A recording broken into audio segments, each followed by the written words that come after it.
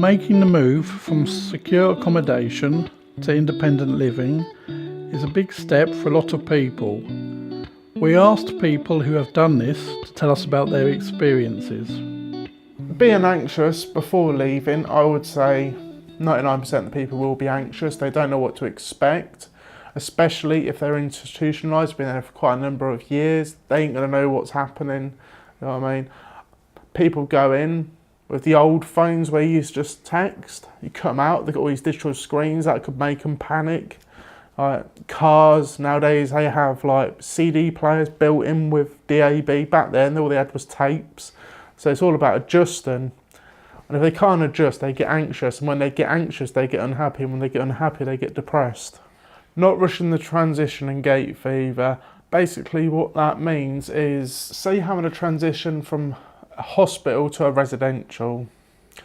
It basically means that you're starting, the process is starting to go round for you to move into the community. But for you to move into the community, you would have to do, say, look, I'll go to the residential for half an hour, have a cup of tea, and then it'll build up 1 hour, 2 hour, 3 hour, and then they may give you a whole day to just socialise with people, get used to it. And then they start doing overnight, so you might say, oh, I'm doing 1 overnight, and then it'll be 3 overnight, and then it'll be 7 overnight. And then when it hits about 2-3 weeks, that's when you move into the residential.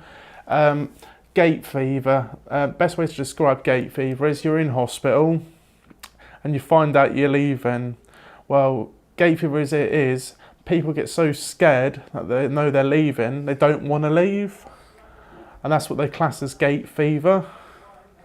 So they'll deliberately go out and try and mess things up so they don't have to leave. I wanted to go back into hospital where I was safe. So I tried to find the ways I could get back in. I took overdoses, self-harmed. I tried everything I could to get back into hospital where I felt safe and where I didn't have to worry so much about what was going on in the real world. I did have a support worker. She was really concerned about me at the time. And we went through mental health services and everything. I thought, yes, this is my chance, I can get back in hospital. But no, they won't have it. And I had to stay in the community. I felt like I really had to learn things again. But little by little, I got there. They believed in me that I could do it. So yeah, they were right to make that decision. I basically had a big hyper moment, was that basically I kind of realised I can drink alcohol, I can kind of do what I want in reason, and kind of, yeah, that hyper moment was exciting, it was great at the time, but then like a few months in of being in the community, it kind of setting back into reality and how the world really is, and it did depress me. Because I had that excitement moment for a few months, and then when it stopped, it kind of did hit me hard, and just thought, well, this is reality now, it's life, innit? This is me back in the community. My happy moments was when as soon as I got discharged, I got drunk, had a hangover. That's what they expected, a lot of people expected. I wasn't really expecting it, but I just got excited. I was glad to be out, doing what I want within reason. I can see my mum and sister when I want, do what I want, like not having a member of staff following me about 24/7 when I'm out on leave. I don't think about it now. I don't know why, I just don't come across my mind. Like, oh, I'm not in hospital now, I can do what I want, I'm not with a member of staff. Don't seem to come to my mind. First thing don't really come to my mind. I don't know why, but I just don't think about it much. I was in hospital for 7 years. When it came to the point of me moving out, I was excited. It was very daunting and very scary as well. When I eventually did get my own place, the area wasn't where I wanted to be. I didn't choose the place I wanted to be, but the house I was living in was really nice. But it was like really scary because I had to learn skills that I forgot about because I was in hospital. So even making a cup of tea was really hard for me. Doing cooking was really hard. I had to learn things all over again. And paying bills and housework, it was just so scary. Well, when I left hospital to go to my new accommodation, I got support by the hospital nurse that was allocated to me at the time. She came with me quite a few numbers of times to have a cup of tea, to get introduced and to get to know the people there, who I'm going to be working with, who's going to be my support worker. It worked for me in the fact that it slowed down my anxiety, it slowed down like me panicking about being back into the community after 5.5 years. I didn't know really what to expect. So even though when I was discharged, I was still asking to go out, I was still asking to go for a cigarette. I didn't know if what I was allowed to do or not. And then realised after so many months, I was allowed to kind of do what I want in reason. I looked at 4 different places. 2 of them locations was near Norwich. There was one near Tesco's, and there was one in the heart of the city. But at the time, it's kind of, that's not what I was looking for. I was looking for something more tranquility. So Wroxham offered that by the waters, being with the wildlife. I find it very therapeutic. For me, it's very nice to have that. Yeah, because if you go somewhere and you're getting bad vibes, you don't feel comfortable, you don't think you'll be able to interact with the other people there, you can say, I didn't like that place. I don't feel I can mix with the others. It didn't feel right to me. They can say, okay then, we'll look for somewhere else for you.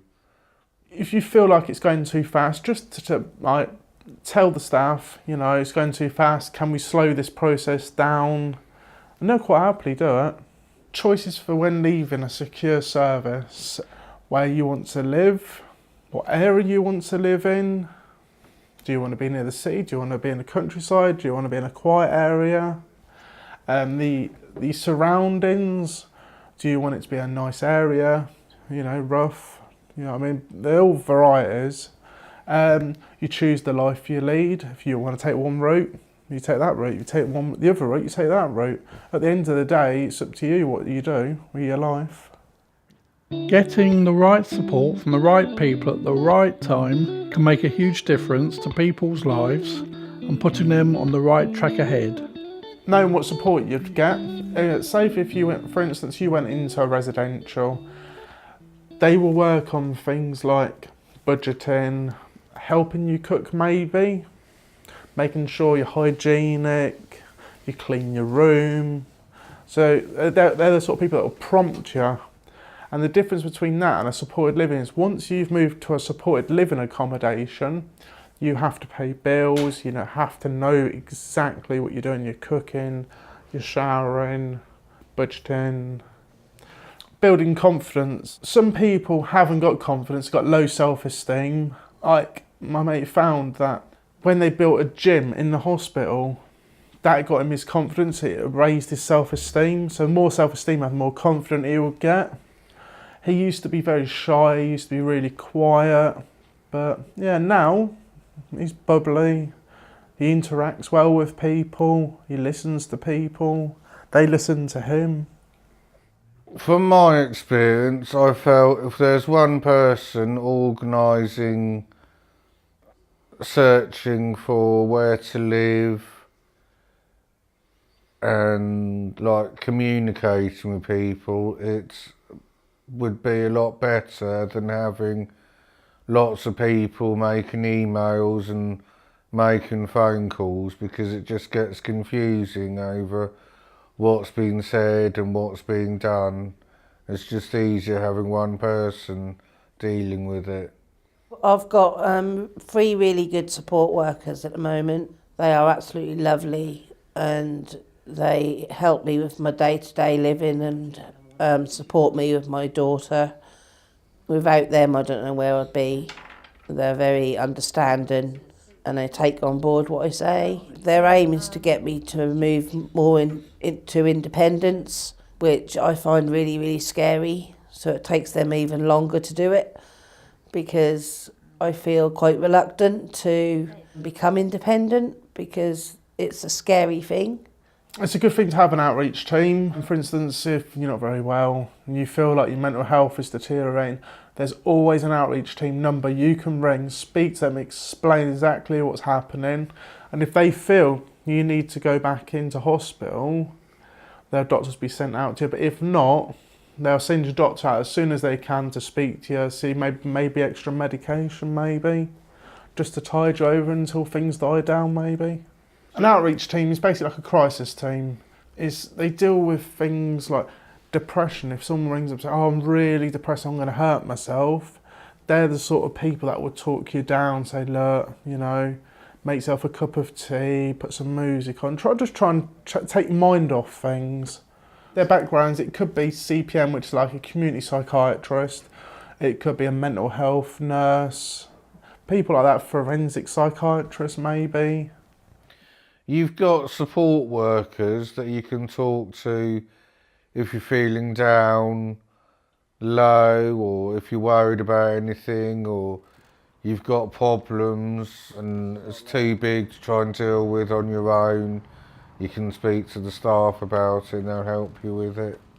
There's always people that you feel you can talk to and some people you feel you can't talk to. I've written my own language. I've got my own language called Haelish. Basically, Haelish is how I speak, is how I write it down. It's a language that I've made up for myself to help me understand. So a lot of people now write in Haelish at Opening Doors, but I've produced a support booklet for getting the right support and tips of getting the right support and how, if you've got the wrong support, what to look out for. Opening Doors, they were really good in supporting me with help with parenting and self-advocacy and speaking up. They really helped me learn how to speak up and be a little bit more independent than what I am. Now I'm fighting to help other people in my situation and help them to be who they want to be and to be brave and to be strong. We'll do our really hardest to help you and help you to be who you want to be and to succeed to be who you want to be. Opening Doors is good for me in the ways that it gets me out into the world. It gets me doing new things every day. I learn a lot by being here. And just mostly, it's just, I find it quite therapeutic to work with people that are the same as me, really. So it kind of, I don't feel alone in the world. I've made friends with people here, I've helped them out, because there's certain things that they can't do that I can do, and I would always go out my way to help them as much as I can, because I find that quite rewarding if I can help others. We try to help other people for when they're leaving hospital, make the right choices, help them to say, so if a member of staff says, "Oh, we want you to move to this place," we're there to try and speak for them, say, "Look, well, why are you moving them into the countryside when they want to move into the city?" So basically we're putting a voice in for them if they can't speak up themselves. So basically we act like a self-advocate, really. We don't see each other as people with learning disabilities, we see people as equal. It's like family. We all know each other, we know each other's triggers. Obviously people get upset, we talk to them. And we do a variety of conferences. It could be our life story, or working with the Ministry of Justice, moving into the community, medication. It could be a variety of things. Whatever the people wanted, we could produce and bring it to a conference. Rejoining the community is a big step forward, not without its difficulties. With the right help and advice, this will make the transition easier. I was a bit frightened to be put back into the community after my mental health deteriorated. I kind of didn't know what to expect. And my most fear was when I was discharged completely, I was worried that every time I was going to go back home, that my bags would be packed. And I thought it'd all be like a joke. They've stuck me in the community and then they're going to take it away from me. So sometimes I was thinking, shall I mess it up now, so before someone can take it away from me? But lucky enough I didn't in the end. I just kind of tried my hardest to stick with it and yeah, work out what I had to do. By using public transport, I find it is very good. It's a good independence after being in a hospital for so long. I don't know, it's undescribable how good it feels just to literally do what you want to do in reason to get around in the world. Well, when I went first by myself, I was kind of like looking for staff, kind of thinking, right, where are they? You know, I should be getting a tap on the shoulder now, like, you know, asking me questions like, am I all right? Or in my well-being, you know, but it was kind of strange because I was expecting someone to be there all the time, and then when they wasn't, it was, I don't know, it felt good at the same time, but it felt strange. But after I started getting used to it, it just started feeling better and better. I like cooking. I can virtually cook anything. So when I lived in hospital, I wanted to cook certain things, but I couldn't because we had a budget. So I'm on a £30 budget a week for my food shopping. And then I just got to find out what I can get or buy for my weekly shopping, so like milk, bread, cereal, and just meat and chips or rice, pasta, and whatever I want to make during the week. Started City College in September to do hospitality catering. I first wanted to do catering, but I couldn't because I was in the mental health hospital. I'd done BTEC vocational studies in 2012. Then I went to a hospitality enterprise. I have a lot of fun with my carers. We have a play day Friday, which we either play on the Wii or play board games, go out for a walk. We just do fun things on a Friday, but we have to make sure the house is all clean and tidy first. It's really good to have them play days because it helps to become more trustworthy with them, and you, when you're having fun, you also communicate, you also talk, so it's really good emotional support as well while you're playing, because sometimes things come out more when you're having fun, so therefore you talk more about issues that you've got. It's easier for me to have fun with the carers while I'm talking, because that helps me get it out, get what I want out and get what I want to say out. I want people to do as much as they can to keep busy, even if it's going shopping, whether they're bored or not. But it will slowly get better and better.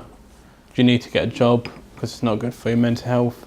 Whether it's a volunteer job, anything people want to do, gardening, bricklaying, there's loads of places you can do lots of courses for all ages, doesn't matter how old you are. You might have to pay for some courses, but it's worthwhile because you're getting loads of experience. I've learnt loads of new things when I was at college. Loads like. The importance of medication. Having the right medication at the right time could be the difference between a good and bad experience when moving. It's very important to understand the medication you are taking, because obviously you will be taking it. You need to know the side effects, the dosage, and the places where you can collect your medication from, and what times you have to take your medication. Otherwise you could become ill, which is very important not to do that. I've had issues in the past with certain medication that I didn't understand. Obviously the doctor's gone through it with me just to reassure me. I also used to get when you open the box you have a little bit of paper, and I used to get him to go through it because obviously my eyesight isn't too great, so I had to get him to read it to me. Basically, to keep a good communication between yourself and the doctor, if you're not feeling too right, to let them know straight away. So if they need to up the dosage, lower the dosage, or add on an extra medication to help you.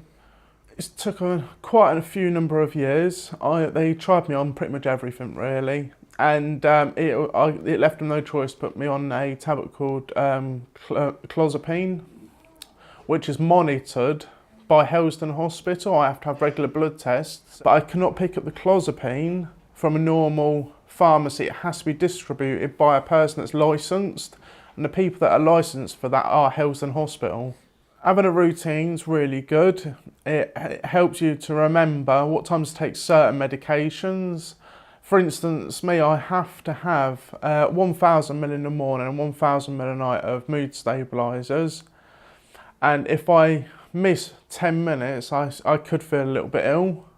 So to me it's really important to make sure I get all my medications smack on time. I also have to have a routine because I'm on a tablet called Perazine, and that's it's sort of like, it's a bit like a calming tablet, but I've got to have the routine to know when I can take it, what times I can take it, and how many tablets in between each interval. And if you haven't got that routine, you ain't gonna know what you're taking. Well, it's really important to be on the right medication. Otherwise, the symptoms may get worse, up and down. You need to be on an even kill, like just the right medication. You don't want to go too high, you don't want to go too low. And it's really important. You will know when you're on the right medication because you'll start to feel a lot better, a lot more settled, a lot more less anxious, angry, upset, depressed. So yeah. You can't just say, right, I'm going to take this medication, I'll be fine in half an hour. It don't work like that. Some medications take 3 to 6 months to even get into the system. Like my clozapine, when I first went on that, I thought to myself, oh, better in about an hour. No, it didn't work like that. It does take quite a long time, and it will work in the end. Being settled before leaving a hospital is a big thing. You need to be settled, you need to have skills like, you need to have, you know, your medication's got to be right. You need to be on a steady, without no problems happening, no arguments, no kicking off. You also need to learn how to cook, shower, and once you've got all them things and you're settled, medications sorted, then you can start to think about the moving to the transition into the community. It's important to take your medication. One thing I've seen in the past, people refuse the medication because they think they're well. So they'll take their medication. For instance, that happened to me. I used to take all my medication, I was fine, and suddenly I thought, oh, I'm better now, I'll stop my medication. I stopped my medication and I became ill again, and I couldn't work out why this was happening. And I didn't really know the symptoms, but the staff could pick up the symptoms, what was happening with me. And it took quite a long time to get it into my head that even though I feel right, I've still got to keep taking the medication so I don't become ill. And if I do not take the medication, I could relapse and I could end up potentially back in hospital. So that's why it's so important to me to take every single bit of medication at the right time and the right stuff. It does sound daft, but when I was in the hospital, I was in a unit, I'm not going to mention the name, but I went to do shopping. And I went to pick up an orange and I brought it back, and obviously I've cut it up and I started eating it. My doctor came in and said, you do know that's a grapefruit? And I said, I thought it was an orange. Well, believe it or not, if you have a grapefruit, it can affect the medication. Make sure you're signed up to a pharmacy to collect medication. Before you leave the hospital, I would strongly recommend that you get yourself a doctor's, GP surgery. Sign up with them before you leave the hospital, so when you do get out, you can then sign yourself up with their pharmacy where you can collect your medication. If you can remember what times weeks to collect your medication, go ahead. But what I found easy was, I spoke to him, obviously told him I had mental health problems and learning disabilities, and I said to him, do you mind if you text me when my medication's actually in the pharmacy so I don't forget or wait too long and miss all the medication? And I found that really helped. So I'd say that's a great tip for people who want to get their medication from the pharmacy. They help you fill out the form. You get given like a little slip, you tick the benefits bit, and you don't have to pay for your medication. And they'll explain that all to you and go through everything. They're really nice people. Being patient with medication, it does pay off in the end. Just like to say, don't rush, take things slow and you will get there. Living happily in a safe and friendly environment is important in the long term. As long as you've got a good network around you, I'm sure that all the triggers for the relapse hopefully won't happen, because obviously you've got the people there. If you need to talk to someone, you talk to someone. No, I've had people say to me, at the conference, we didn't even realise he was from a secure unit. So you can't just say, oh, look at someone, oh, he's got something wrong with him. Well, that's not the actual case. You can't tell if someone's got something wrong with them or not. Don't worry if you get things wrong. Everyone gets things wrong. It's life at the end of the day, and you're still learning. Doesn't matter if you do it 1 time or to 5 times, you're still learning and learning. It's like I cook, I like to experiment, I'm learning. Anyone can make mistakes in life, doctors, police, ambulances, anyone can do it. It's just learning from it, not to do it again, try and adjust certain things. Even though you've got criminal records, you can't be judged from the past, so you've got to look from the future, whether managers can judge you or not, or some people can take on, like, got to live your life now, not just hold it back up. So I just want people to get jobs and get on with their work and their life, not come back in a hospital or prison again. I live by myself in supported living in my own flat because I'm happy where I am. They want me to move it to the community, and I'm very scared to because don't think I can manage on my own. And I'm worried about being bullied and getting mixed up with the wrong people and that. The support staff are very good where I live. I get one-to-one sessions in the week and I enjoy having that. I work at opening doors some days. I've got a PlayStation at home. I watch a lot of sport on television. Got Sky TV and internet and everything. Go in my wheelchair to the doctors and local shop, etc. I only use the bus when I go into the city or further. Yeah, to keep myself occupied, I generally go to opening doors 4 days a week. I like to cycle, I like to walk. A bit of exercise a day is kind of really good for me because it makes me feel happier in my own mind, just in my general well-being. And sometimes I say when you want to go for a walk, it just makes you feel that little bit more better in yourself because you're not just sat around like stewing on your problems. You're kind of just trying to go out and think things through, and while you're exercising at the same time, you're kind of just trying to think things through properly to help yourself. Is whatever you're going through, you keep fighting all the way. Keep battling, keep moving forward. Don't give up, because in the end, it's better and it will work. I've been through a roller coaster ride. I know how it feels. I know exactly what you're going through. So just please keep battling forward, and we are here to help. Thank you.